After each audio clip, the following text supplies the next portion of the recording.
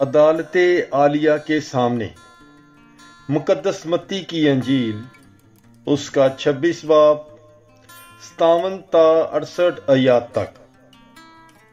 पर यीशु के पकड़ने वाले उसे कियाफा कहने आज़म के पास ले गए, जहां फकीह और बुजुर्ग जमा थे, और पतरस दूर दूर उसके पीछे पीछे कहने आज़म के महल तक गया और अंदर जाकर खादमों के साथ नतीजा देखने को बैठ गया।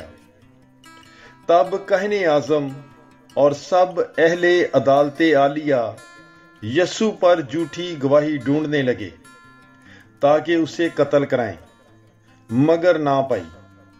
हालांकि बहुत से झूठे गवाह हाजिर हुए। आखिरकार 2 आए और बोले कि इसने कहा है कि मैं खुदा की हैकल को ढा सकता और 3 दिन में उसे बना सकता हूं।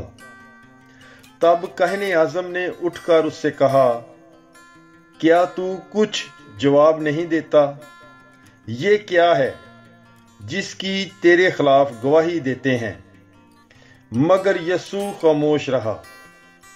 तब कहने आज़म ने उससे कहा, मैं तुझे जिंदा खुदा की कसम देता हूं कि अगर तू अल मसीह है, खुदा का बेटा, तो हमें बता दे।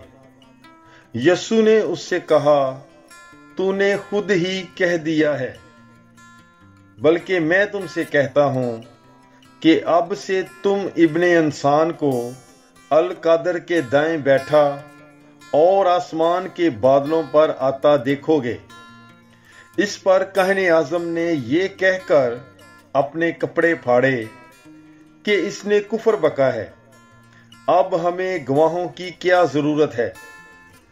देखो, तुमने अभी ये कुफर सुना है, अब तुम्हारी क्या राय है?